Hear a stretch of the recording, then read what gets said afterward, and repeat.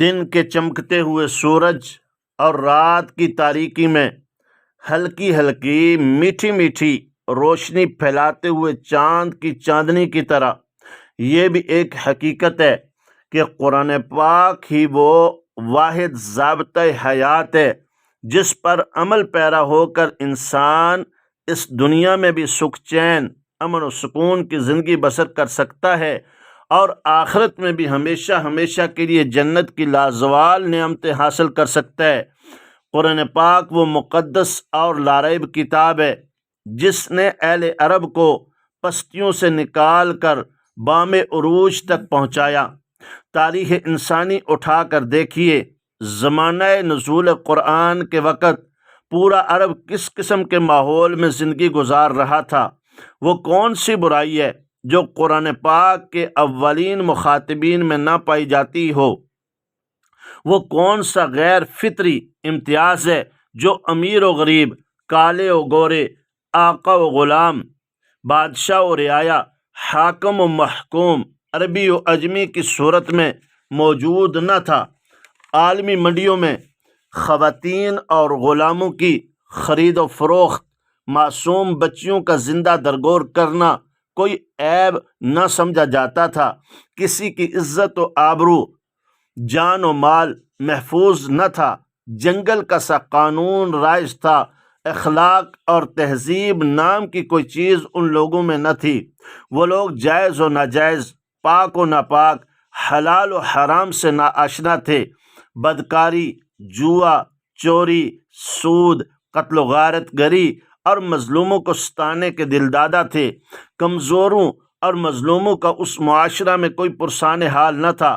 اخلاقی لحاظ سے اتنا گرا ہوا معاشرہ کہ ایک دوسرے سے کوئی پردہ نہ تھا، حتیٰ کہ بیت اللہ کا طواف تک برہنہ کیا کرتے تھے۔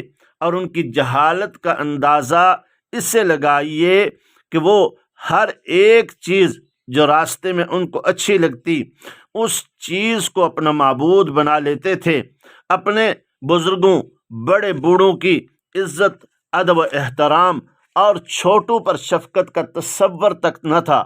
بت پرستی زوروں پر تھی اور بیت اللہ جس کی بنیاد توحید پر رکھی گئی تھی بتوں سے بھرا پڑا تھا۔ توحید نام کی کوئی چیز ان لوگوں میں نہ تھی۔ طرح طرح کے وہم کا شکار تھے، کیا کہا جائے اور کیا نہ۔ دنیا جہان کی کون سی ایسی برائی تھی جو کہ ان لوگوں میں نہ پائی جاتی تھی؟ آخر اس بے بسی کے عالم میں وہ مبارک وقت آیا، رب کریم و رحیم کو رحمت کا جوش آیا۔ اللہ رب العزت نے اہل عرب کی بستی پر اپنا کرم فرمایا کہ اپنا پیارا حبیب حضرت محمد صلی اللہ علیہ وسلم مکہ کی پاک سرزمین پہ پیدا فرمایا، اور پھر اپنے پیارے محبوب کے ذریعے وہ مقدس اور لا ریب کتاب ان لوگوں کو دی جو کہ سراسر نور ہدایت کا سرچشمہ تھی۔ جو کتاب ہر ادنیٰ و اعلیٰ، امیر و غریب، کالے و گورے، چھوٹے اور بڑے، حاکم و محکوم، بادشاہ و رعایا، پڑھے لکھے، ان پڑھ، عربی و عجمی، عوام و خواص، غرضے کہ دنیا کے ہر گوشے میں بسنے والوں کے لیے سراسر نور ہدایت تھی۔ ہاں، تو جب اس ناخواندہ قوم نے اس کتاب کو سینے سے لگا کر اپنے اعمال و کردار کو اس کے بتائے ہوئے احکامات کے مطابق چلایا تو آنن فانن دیکھتے ہی دیکھتے وہ قوم دنیا کے سب سے زیادہ معذب قوم بن گئی۔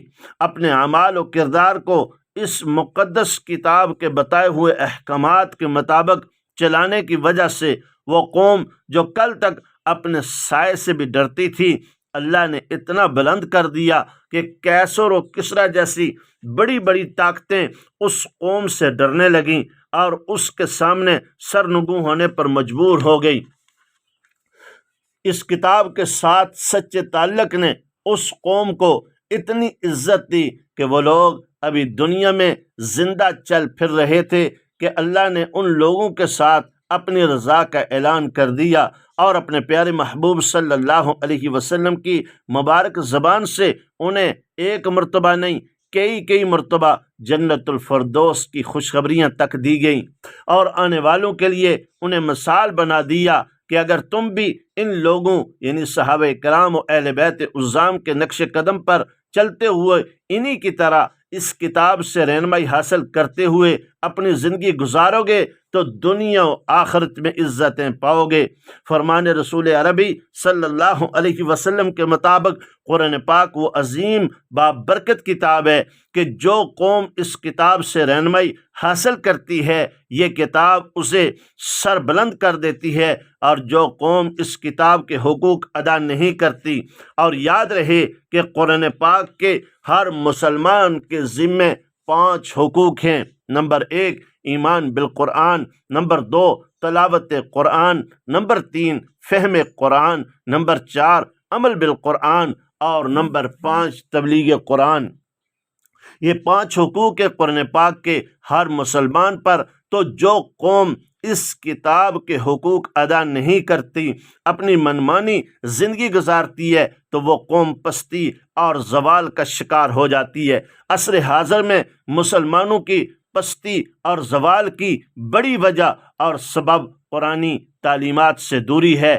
ہر صاحب عقل یہ سمجھ سکتا ہے کیا وجہ ہے کہ آج مسلمان باوجود اس کے کہ قرآن پاک کو مانتے ہیں پھر بھی مصائب و مشکلات کا شکار ہیں۔ آخر کیوں؟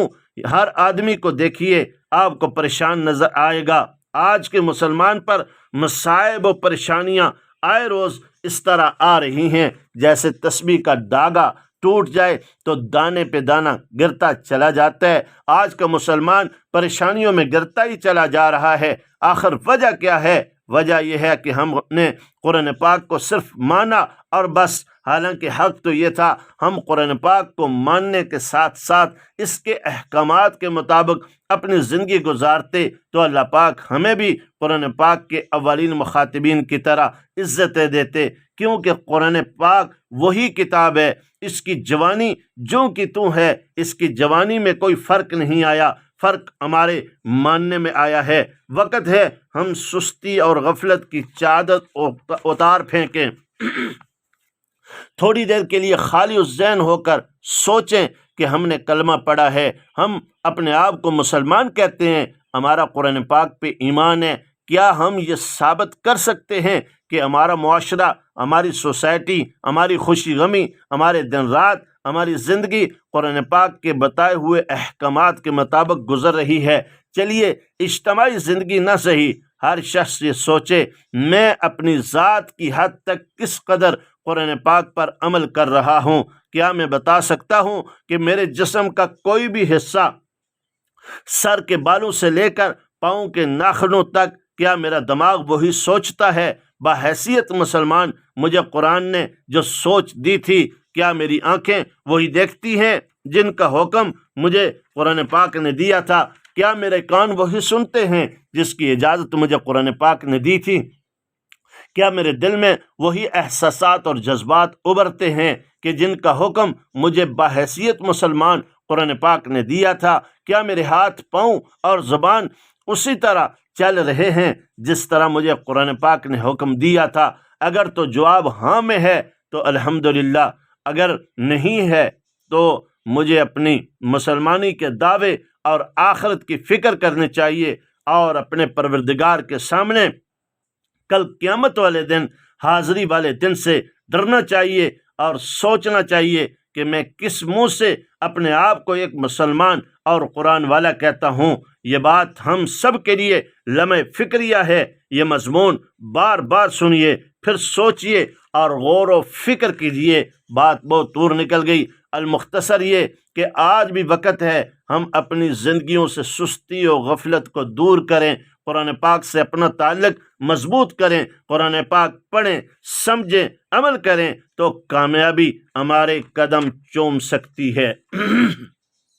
وہ معزز تھے زمانے میں، مسلمان ہو کر ہم ذلیل و خوار ہوئے ہیں، تارک قرآن ہو کر یا الہی تو ہمیں عامل قرآن کر دے، مسلمان کو نئے سرے سے مسلمان کر دے۔ وہ پیغمبر جسے سرتاج رسل کہتے ہیں، اس کی امت کو تابع فرما۔